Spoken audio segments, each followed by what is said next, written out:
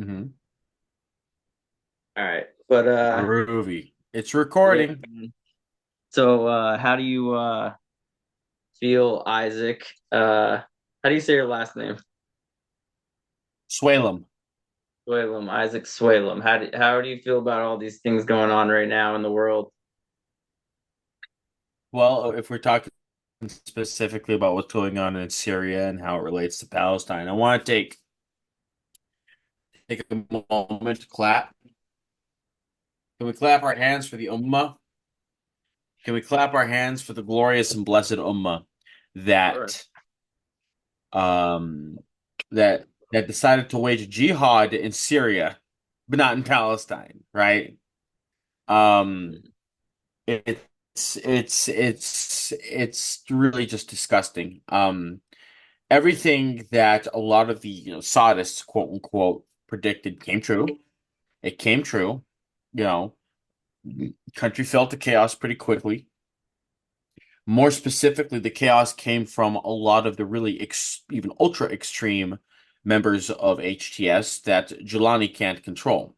So to put it in a timeline, essentially since Bashar al-Assad fled the country, yeah, on the coast of Syria, Latakia and Tartus, there has been a lot of provocations against Alawites. People have been killed, people have been beaten, their property's been seized, they've been arrested, just general humiliations as well. And this has not just been happening to the Alawites, it's been happening to the Christians as well, and other parts of, not just in the coast, but other parts of Syria. A group called the Coastal Shield Brigade came to effect basically. And these are not like Assadist remnants. These are people that are actually really pissed off at Assad because he Mm-hmm. left. They're pissed off because he just left and they feel like he abandoned them. I'm pretty Mm-hmm. sure, honestly, that if Assad came back, they might actually kill him, honestly. But I'm more trying to find my important, vape, but hold up. Okay, so you're before you get into the weeds with Syria, let me just try to find this thing.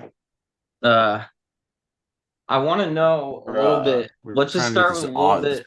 podcast Talk a setup. You're not even set. Your bathroom. Yeah, well, I mean, whatever. I just need to try to find my vape. Uh, I can always parts out stuff too. Dude, the vapes are the worst, man, because when Vape you can't find after, it, like we can only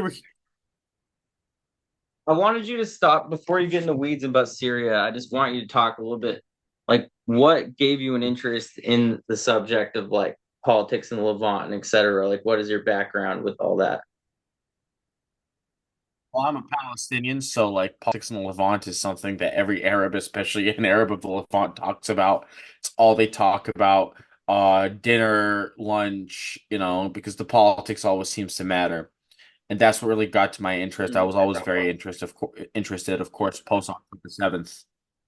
I started really delving into it because I wanted to make sure I had all my facts right and everything. And I also, Mhm.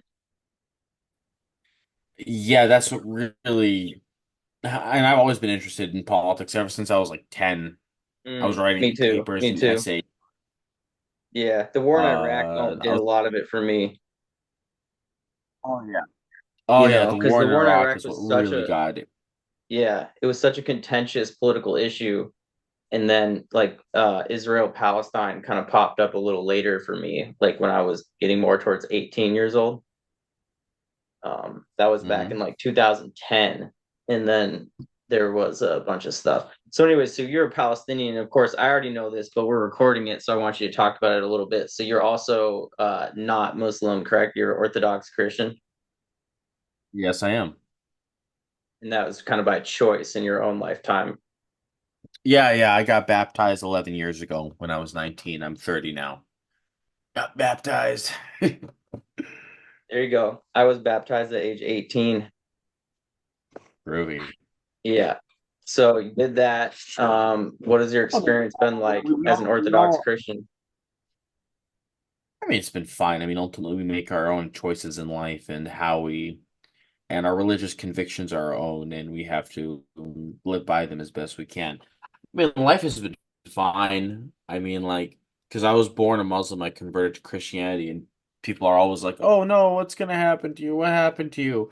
It's like they're licking their lips waiting to hear a torture porn story. When the reality is like, I'm mama's boy. Mama loves me and she was fine with it. My mom is a very religious Muslim. My dad, when he was alive, not so much. He grumbled about it. And the reason why he was mad is really that he felt like maybe I was like rebelling against him or rebelling Mhm. in some form. But then, like, as the years went by and he realized I was serious about it, and he eventually accepted it. He was like, oh, well, this is something that I'm doing for me, not because I'm pissed off at him. It's not like a phase Mhm. sort of thing.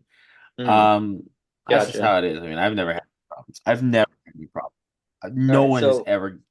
Um, pivoting a little bit towards politics now, a little bit. So like you often said like applause for the Ummah and etc. So like like I have a kind of almost like not a personal question, but I'm curious like do you feel like your political views are shaped by like the fact that you think militant Sunni Islam is stupid, or more so like just the evidence, like it's just all around you, kind of like, and what, how does that it's relate to Syria? Like, and what role does the United States and Zionism play in all this as well?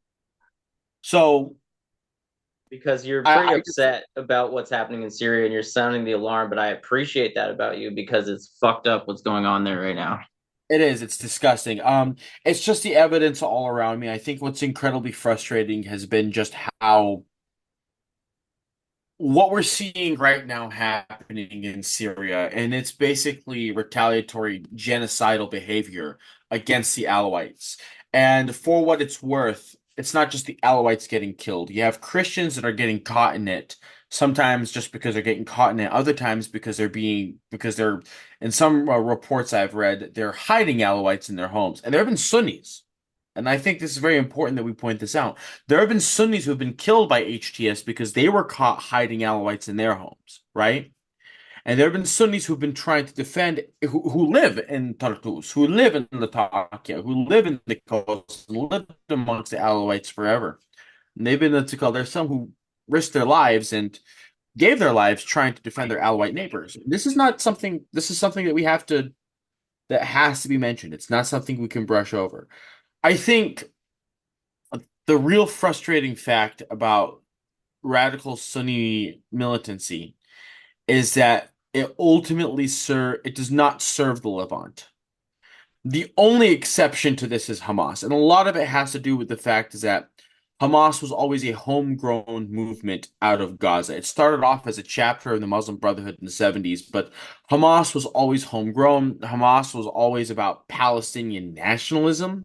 Really, it is Islamist. It is an Islamic nationalist movement, but it is ultimately about the freedom of Palestine, right? It's different than a lot of these other militant groups. They're not talking about creating a caliphate, and they're not talking about instituting Mm-hmm. like Sharia law, and they're not LARPing as Umayyads from the 8th century, and Yahya Sinwar wasn't talking as if he was like Muawiyah or some of these other caliphs. Like he was talking as a Palestinian nationalist. He was Mm-hmm. talking about liberating Palestine from imperialism, from Zionism. Now, Mm-hmm. Hamas had made some mistakes, not really to do with October 7th, but more to do with some of the like moving the headquarters from Damascus to Doha, I think was a really bad idea.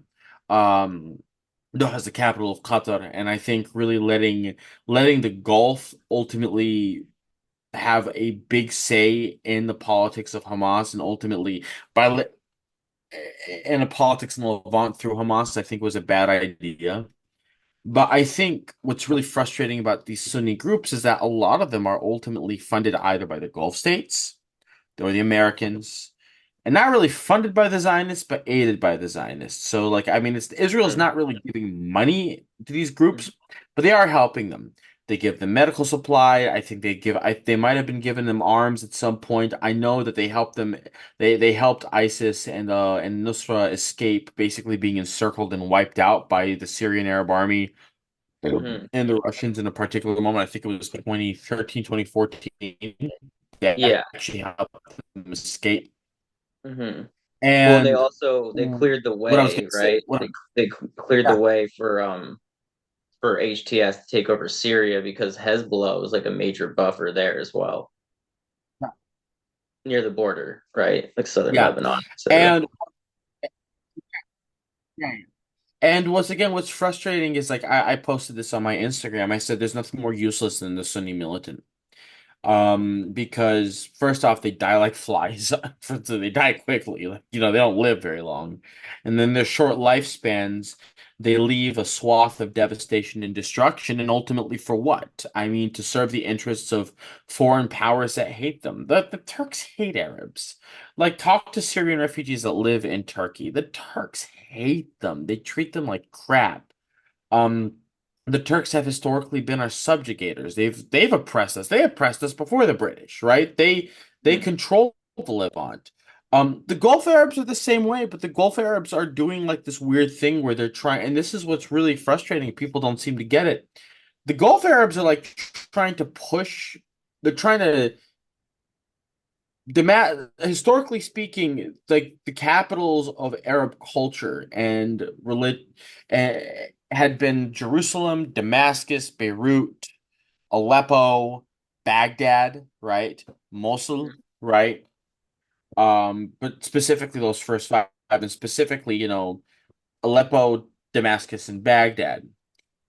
But the Gulf Arab, the Khaliji world, the Gulf Arab world is working hard to basically make Doha, Riyadh, Abu Dhabi, Dubai, the new centers of the Arab world. Mm. And what they want to Yeah, do, what I've that they is use a things, fact. Very true. yeah, they use things like the Muslim Brotherhood. They use these Salafist preachers that they fund very heavily, not just in the Middle East, but in America, because Muslim Brotherhood basically builds all the mosques here, right? And they're trying to basically deracinate Levant Arabs by turning them into Salafists, turning them into or Wahhabists, depending on who's doing it. They want to strip them of their culture. They want to strip them of their identity. They want to strip them of their political consciousness, ultimately. And they Mm. basically want to turn them into servile Muslims. That who? Mm. Servile to the Gulf, servile to the Turks, ultimately servile to the Americans and the Israelis. By Yeah, killing Arab nationalism and Arabism, I mean this really serves the interests of the Gulf as of the Gulf, not just the Israelis and the Americans. Tucker Carlson recently interviewed, I think, the foreign minister of Qatar, and it's a really interesting interview when, especially when they started talking about Palestine and Hamas, and they talked about how Doha allowed Hamas to open their office there, and Doha became the negotiator. mm. And they talked about how Qatar was like, we believe in a two-state solution. But the foreign minister, I'm almost certain it was a foreign minister. I saw the interview. He basically says, well, we believe in a two-state solution, but basically that Palestinian state would be demilitarized and it wouldn't have any real autonomy or political sovereignty. And then Yeah. So Tucker's that'd like, be like the current state in what the West Bank. yeah, yeah, yeah. Basically. And Carlson was like, well, how is that a state? And Yeah, he's like, it's not much of a state. And the foreign minister was like, yeah, it's not. And I think that's the big issue. It's just like these Gulf Arabs don't give two shits about us. I mean, excuse my that's language, true. but No, that's true. I mean, I think most Palestinians know that as well. yet we still play into what they want. That's the thing. We know what the Emiratis and the Saudis and the Qataris think about us. We Mm. know they hate us and they don't actually want to help us. We know what the Turks think of us. We know what the Israelis want. We know what the Americans want. But when the time comes to act, what do? We basically hand them the keys to the kingdom, as it were. It's the So when frustrating. you talk about democracy, right? Like it's always glaring the hypocrisy in like United States foreign policy, right? Like and I mean I'm one of these people too who like I'm not a big fan of Russia. For instance, like I consider myself pro Ukraine. I feel like Putin is a bad actor in the world and etc. But I can't ignore the fact of like the things that we sponsor, say in terms of like Israeli occupation or like even what you're talking about with the Gulf states, how like almost all of them are non-democratic, and yet we hand Oh, them tons of money just to work with us, basically. I choose the Russians as allies over the Russians and the Iranians as allies every day over the Americans. I mean, Well, the the Iranians Russians are and the far Iranians. from allies at this point, but I'm talking about allies, Arabs, as Levant Arabs. I say as allies. I'd rather have the Russians allied to the Levant than the Americans or the Gulf or the Turks or in the my interest Iranians, is in because they were the somehow ones that were trying to basically uphold keeping. some form of democracy, right? So I'm saying it doesn't matter like where it's happening. That's, If you can't even have, and I know that we well, have the barely a problem. democracy in America, but like, I still authoritarian rule I think is scary. Well, the thing is this here's the problem. How can you have like any form of pluralistic democracy in the Middle East when sectarian divisions are at all-time high, right? That's what I the mean, Sykes-Picot and all that, they wanted right. that, the Iranian Revolution, Well, etc. they wanted it, Arab but nationalism could solve but this the thing, problem if you have a strong state with but the some kind of democracy. You there? I lost you for a second. Uh, what happened? He froze. Hmm.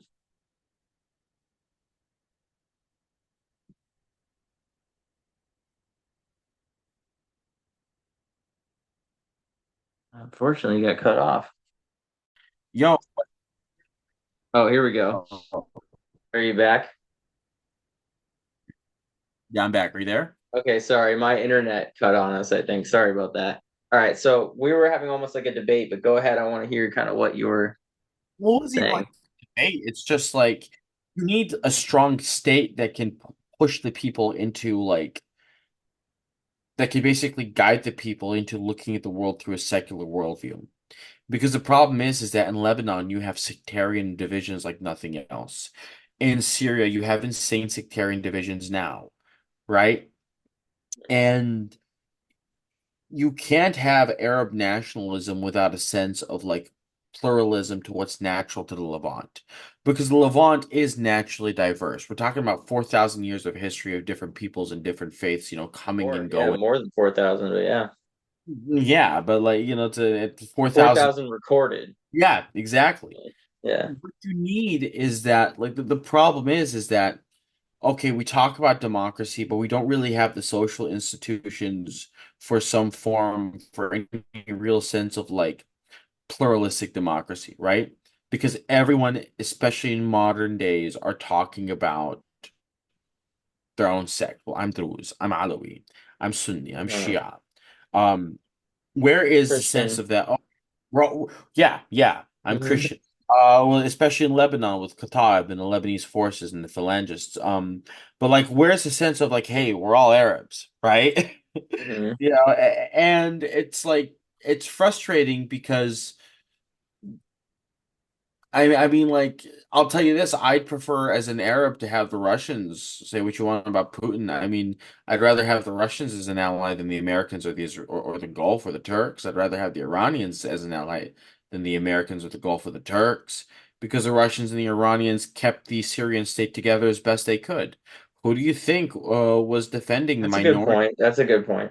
Like, it's just as truth as that. Who was defending the minorities? Like, it was what's it called? It was the Russians and the Iranians, and So what his. about all this stuff that Assad is like a butcher and that he killed all of his own people? Do you feel like that's because of the fact that he was forced into a civil war? It's like this idea that, like, this whole idea, like the Sunni Holocaust against Assad, where like Sednaya prison was like the Sunni Auschwitz, and it was just like, listen, like Saddam Hussein killed more Sunnis in 6 months than Assad did in like freaking 14 years of war. Listen, that's not what But the that's the issue is. thing is like there are evidence and documents that the United States like fermented the Syrian revolution. So would that Oh yeah. basically, if that's a fact, then that would, in a sense, exclude Assad from a lot of the responsibility of the Well, I mean, bloodshed listen, that's to by the end follow? of the day, like, yeah, but I mean, by the end of the day, the Syrian state was an authoritarian regime even before the war, right? But a Yeah. lot of the murder and a lot of the death happened due to the war because People Mhm. talk about 600,000 dead. A third of those were Syrian Arab Army deaths, right? And some of them were also ISIS and the different groups, and a lot of it was just the casualties that came from the brutality of 14 years of war. Yes. And here's the thing, as the years went on, as the war went on, like the war atrophied state and corruption became worse, and the brutality that you saw, not just with ISIS, but even within the Syrian state got worse and worse because that's just the nature of war. But we're not Mhm. talking about, and I'll say, when we say we're not talking about evil Assad who hated Sunnis because he was an Alawite. Listen, by the end of the day, it's not that Assad was a dictator. That's not what bothered these people. It was Assad was an Alawite. They're ultra brutal to the whole population of Iraq, right? Mhm. Mhm. Did the Iraqi people rise up against Saddam? No, they didn't. Abdel Fattah al-Sisi of Egypt. He took power in 2013 by killing 3,000 people in Cairo. What's it called? When the military came in and took over after Mohammed Morsi. I guess the military felt Morsi was not doing a good job. And he has tens of thousands of people that he holds as political prisoners in Egypt. Have the people of Egypt risen up against Abdel Fattah al-Sisi? No. And Fattah is an open collaborator with Israel. How about the King of Jordan, Abdullah II, who is an open Mhm. collaborator with Israel, right? The Tomato Mhm. King, as they call him, because Jordanian tomatoes keep going into Israel. Have they risen up Mhm. against him? Or how about the Gulf states, right? These Gulf princes and emirs and kings that build their harems and their castles in the desert using slaves from Sunni countries like Pakistan and Bangladesh and Indonesia and Malaysia and Ethiopia and Somalia, right? I mean, Ethiopia Mhm. is a predominantly Christian country, but it has a Muslim minority, and they use these people as slaves, man. And these are brutal dictatorships in them themselves. Have the people risen up against them? No. Why did we want to rise up against Bashar al-Assad? Bashar Right. al-Assad is Alawite. That's what it boils down to. That's really Well, ultimately. yeah, I mean, it sure that's you're right. It boils down to that from a lot of perspectives. But if you add in like the Western imperialistic mindset in the Israeli, colony and etc., it's always if they're gonna help you out, like HTS, there's always something in it for them. So it has to do with the strategic goals that NATO has in that region. Oh, yeah. I mean, here's the thing: is that you had sent it. Okay, so like by You're 2010, talking about the Syrian people who didn't give a fuck about Assad, basically. what I'm saying is like here's the thing: there were legitimate gripes because 2010, 2011, there were economic issues. People, Assad made reforms, made promises of reforms that he didn't fully keep. And what happened is that there were protests in Daraa, right? And there were protests. The Americans saw this and took advantage of it, right? Um, Syrian army forces and security forces were killed by protesters, and it eventually led to a lot of conflict that turned into the Civil War, and the Americans saw an opportunity to fund it through Project Timber Sycamore with the Obama administration. And then the Kuwaitis were funding ISIS and Al Qaeda, and then now we see it was the Qataris funding it with the Turks supplying HTS with the weapons. I mean, you had these gripes that were exploited and exploited heavily. But by the end of the day, it's just like, yeah, I mean, like this was specifically built around the fact that Assad was an Alawite. I mean the political and economic situation in Egypt is awful. A third of the country lives well below the poverty line, right? We only really have 10 minutes left until the recording ends. But because it's a 40-minute thing for free with Zoom. 30%, oh yeah, like a third of Egypt lives well below the poverty line, absolute poverty. 20% of Jordan's population's unemployed because Jordan's a crappy economic state, right?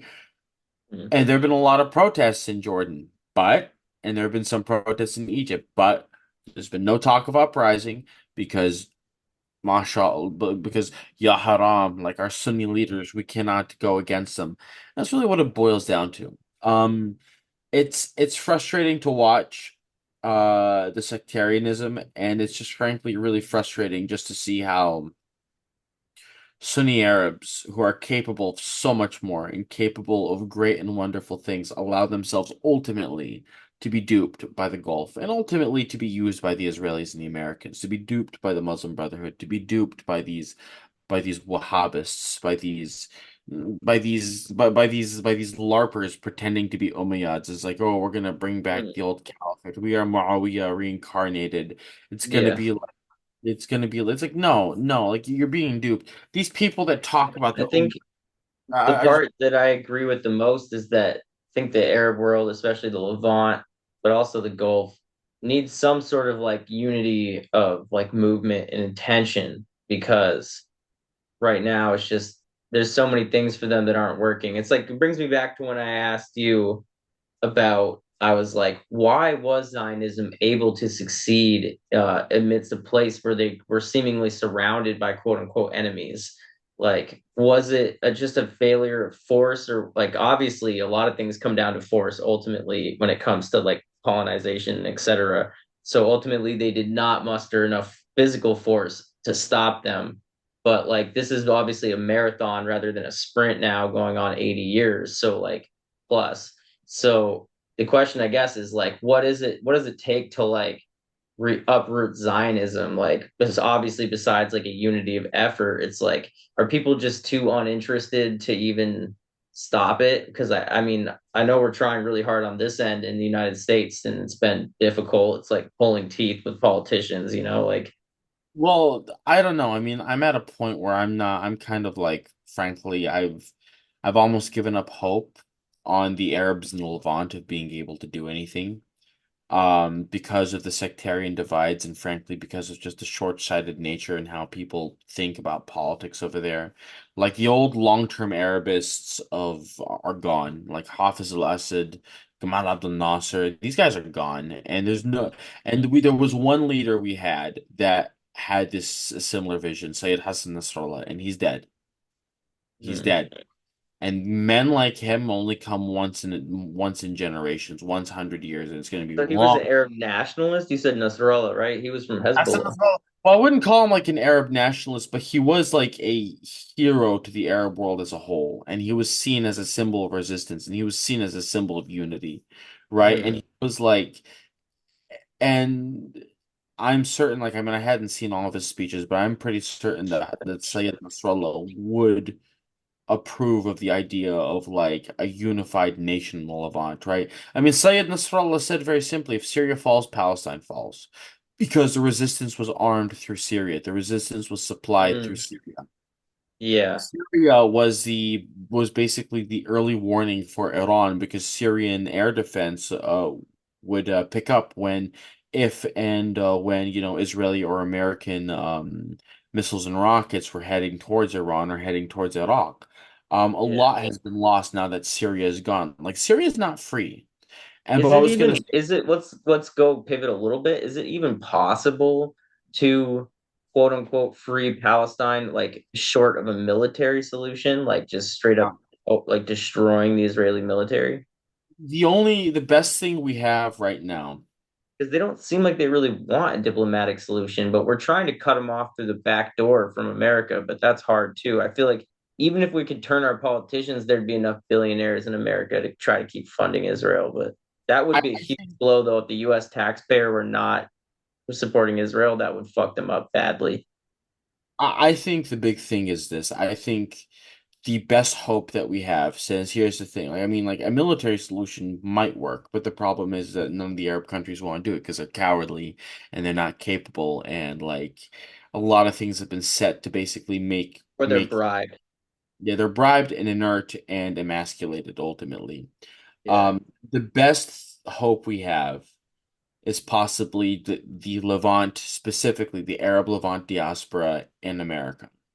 And we only have a couple minutes left, but a lot of that is going to come from are No. are we as Arabs of the lakes that the Zionists did for them to create their state in Israel? Because we have to think about that. Well, why shouldn't we use their tactics? They were successful. What do the Mm. Zionists, more specifically, what do Jews do? Jews live amongst one another. They create communities with one another as an ethnic group, not as a religious group, as an ethnic group. They patron one another, right? Jews Mm. invest in each other's businesses. They hire each other for jobs. They help each other succeed. They help each other. They promote one another. Jews invest in community centers as Jews, as an ethnic group, not as an ummah or not as a religious group. A lot of Jewish social and political groups are most of them are about the Jewish race, not the Jewish religion, And they right? know how to climb the political ladder because that's been evidenced, obviously, in their success in America. That's what matters because any Jew, no matter how religious they are or not religious, whether you're conservative or reformed or Orthodox or Haredi, or maybe you're just not religious at all, any Jew can tap into those resources that these communities offer and those organizations offer. We don't have that as Arabs, right? What we have is the Ummah, right? So the problem is that Arabs of the Levant, where's all the community building? They go to the mosque, right? The problem is that the mosque isn't just, Arabs of the Levant. It's not just Palestinians and Syrians and Jordanians and Lebanese. It's Pakistanis and Indonesians. It's Somalis and Sudanese. It's Mm. Libyans and Moroccans and Yeah, Yemenis. definitely. No shade on those people, but they're not Levantine Arabs. Not And at the all. Arabs want to get diluted into this whole idea of an ummah. And it's like, brother, we must all unite as the ummah. And at some point, I have to ask myself, what does a Pakistani or a Bangladeshi have to do with Levant politics? Like, why does he have as much, if not in Mm. some cases? Or Chechenian or whoever. Yeah, why does Dilli Hussein from Five Pillars or Muhammad Jalal from Thinking Muslim, why is it that they seem to have an equal, if not overriding voice on the politics of the Levant, whether it's Syria or Palestine, than like an Arab of the Levant? I'm a Christian, yes, but I'm Palestinian. I should Mm. have the first say in terms of what happens in my neighborhood, what's happening in Mm. my backyard. Not some Hmm. Indonesian, not some Gulf Arab or Somali or what have you, or a Pakistani. That's Mm. the issue. Like, and we only have a couple minutes, but the Arabs need to unite as Arabs. We need to build the same institutions that Jews built so that any Arab, whether you're religious or not religious, whether you're Sunni or Shia, Alawi or Druze or Christian, you should be able to tap into these resources and like say, hey, I want to move here. Well, where can I go to go? Well, what should I do? Well, here's this Arab Community Center, Jewish Community Mm. Center, right? Mm. JCC. Instead of JCCs, we need to have ACCs, Arab or Levant the community centers, where I can go in, I can meet with people, I can find a job, I can find housing. Um, I want to go to school. Well, the local Arab Community Center is going to help me go to school. And here's the thing, by building these social institutions, and that's what's really important, we can build the political institutions, right? And that's like Mm. we build these social institutions by living together and working together. Then we can build the same political institutions and use the same tactics the Zionists used in order for Mm. them to win. And that's really the only way I think we can do it here in the Levant.